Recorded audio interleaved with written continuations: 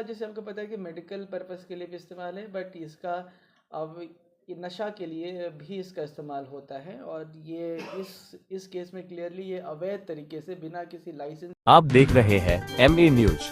Patna police की नशा तस्करों पर ताबड़तोड़ कार्रवाई, भारी मात्रा में नशीले इंजेक्शन व मोबाइल बरामद। नमस्कार, आप देख रहे हैं एमए न्यूज। पटना में नशे के खिलाफ चलाए जा रहे विशेष अभियान के तहत पुलिस ने बड़ी सफलता हासिल की है। अलग अलग थाना क्षेत्रों में की गई ताबड़तोड़ छापेमारी के दौरान नशीले इंजेक्शन, अवैध शराब और चोरी के मोबाइल फोन के माध्यम के साथ कई आरोपियों को गिरफ्तार किया गया है। पुलिस के अनुसार परसा थाना क्षेत्र में छिनतई और चोरी के मोबाइल की खरीद फरोख्त में लिप्त एक आरोपी को पकड़ा गया है। उसके पास से 18 चोरी के मोबाइल फोन, 55,000 रुपए नगद और 39 एविल नामक नशीले इंजेक्शन बरामद किए गए हैं। प्रारंभिक जांच में सामने आया है कि गिरफ्तार आरोपी का आपराधिक इतिहास रहा है और वह वर्ष 2018 में एनडीपीएस एक्ट के तहत जेल जा चुका है। पुलिस का कहना है कि नशा तस्करों और आपराधिक नेटवर्क के खिलाफ अभियान आगे भी जारी रहेगा और दोषियों पर सख्त कार्रवाई की जाएगी। परसा बाजार थाने से कल यानी 17 दिसंबर को परसा बाजार थाने को एक गुप्त सूचना प्राप्त हुई कि एक अपराधी जिसका नाम गणेश कुमार है अपने किसी मित्र के साथ चोरी का मोबाइल बेचने और साथ ही साथ एविल इंजेक्शन जो प्रतिबंधित है उसे अवैध रूप से बेचने का काम कर रहा है। सूचना का सत्यापन करने के उपरांत जो घटनास्थल वहाँ पे पुलिस की टीम पहुँची तो वहाँ से 2 व्यक्ति पुलिस को देखकर भागने लगे। तो उनका पीछा करके उनको रोका गया और उनकी तलाशी ली गई। तो उनके पास से कुछ मोबाइल फ़ोन बरामद हुए जो संदिग्ध प्रतीत हुए। तो आगे और जांच की गई, उनसे पूछताछ किया गया तो ये स्पष्ट हो हुआ कि यह चोरी का मोबाइल बेचते हैं, पहले छिनैती करते हैं उसके बाद बेचते हैं। इन दोनों व्यक्तियों की निशानदेही पे इनके घर से और कुछ मोबाइल बरामद किए और गए और कुछ कैश भी बरामद किया गया और कुछ एविल का इंजेक्शन भी बरामद किया गया। जोड़ने पे ये पूरे 18 चोरी के मोबाइल बरामद किए गए, जिसमें कुछ स्मार्टफोन है और कुछ कीपैड वाले मोबाइल है। साथ ही साथ 55,780 रुपये भी बरामद किए गए हैं और 39 पीस एविल का इंजेक्शन जो अवैध रूप से इनके द्वारा बेचा जा रहा था वो भी बरामद किया गया है। ऐसा क्लियर है कि ये जो पैसे की बरामदगी हुई है यह चोरी का मोबाइल और एविल इंजेक्शन को बेचकर इनके पास आया है। इस संदर्भ में परसा बाजार थाना कांड संख्या 521-25 सुसंगत धाराओं में दर्ज किया गया है। जो गिरफ्तार अभियुक्त है उनका नाम इस प्रकार है। पहला गणेश कुमार और ये एतबारपुर परसा बाजार का रहने वाला है। दूसरा उसका साथी दीपू कुमार, ये जहानाबाद का रहने वाला है।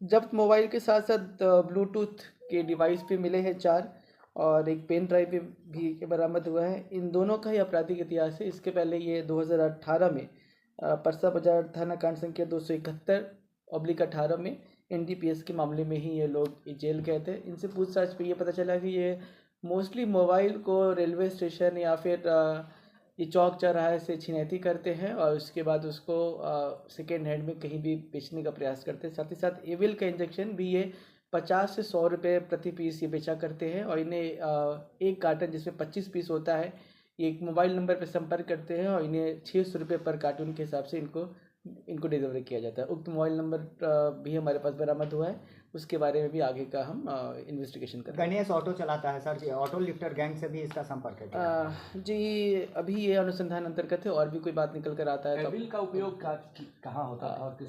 जी एविल का जैसे हमको पता है कि मेडिकल पर्पस के लिए भी इस्तेमाल है, बट इसका अब ये नशा के लिए भी इसका इस्तेमाल होता है। और ये इस केस में क्लियरली ये अवैध तरीके से बिना किसी लाइसेंस के, बिना किसी पेपर के अवैध तरीके से ये 50 से 100 रुपये में बेचा जा रहा था, जिससे युवा जो है नशे के शिकार हो रहे हैं। हम लगातार इंजेक्शन के खिलाफ कार्रवाई कर रहे हैं। लगभग प्रतिदिन अच्छी खासी संख्या में शराब और इंजेक्शन की बरामदगी हो रही है। कितने दिनों से कर रहे थे? मास्टरमाइंड इसमें कौन है? जी इसमें जैसे कि इसका पिछला मामला 2018 में है और 18 में ही भी एनडीपीएस के मामले में जेल गए थे। तो स्पष्ट है कि ये पिछले 7-8 वर्षों से ये काम कर रहे हैं। बीच बीच में पकड़े भी गए, हो सकता है और किसी डिस्ट्रिक्ट में भी ये काम कर रहे हो, वहाँ भी पकड़े गए हो। तो इनका और भी क्रिमिनल हिस्ट्री हम निकाल रहे हैं, बट एक मामला तो हमारे सामने स्पष्ट रूप से है कि 2018 में पहले ये जेल गए थे। मोबाइल से पूछताछ में बताया ये सब मोबाइल जो है कहाँ से लाई या इनके किसी गैंग से संपर्क है?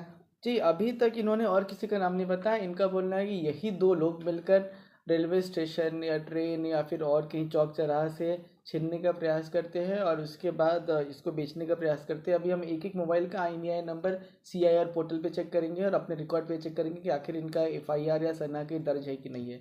कितनी बार क्या होता है कि अगर कम वैल्यू का मोबाइल है तो उसका FIR भी नहीं होता है, मतलब FIR या सना लोग दर्ज नहीं कराना चाहते हैं। बट इनसे पूछताछ में स्पष्ट निकल के आया कि सारे के सारे 18 मोबाइल चोरी और छिनैती के।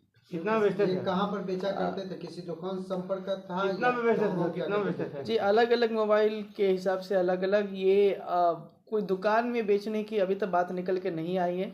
ये अपने अपने पर्सनल कॉन्टैक्ट से ही कोशिश करते थे कि 500 से लेके 5000 तक जैसा मोबाइल है वैसा वो बिक जाए। परंतु यह संभव है कि कोई दुकान में सेकेंड हैंड जो रिपेयरिंग की दुकान है वहाँ भी सप्लाई करते हो, तो इस बारे में अभी हम और अनुसंधान कर रहे हैं, कुछ और निकल कर आता रील तक कहाँ से और किस माध्यम से? मैंने बताया आपको जैसा कि इनके पास एक मोबाइल नंबर है, ये उस मोबाइल नंबर पर संपर्क करते हैं और इन्हें फिर डिलीवर किया जाता है पर कार्टन, जिसमें एक कार्टन में 25 पीस है।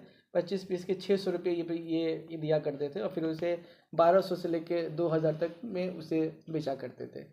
संभव है कि इनके पास सिरिंज भी हो, बट इनके पास से बरामद नहीं हुआ है सिरिंज।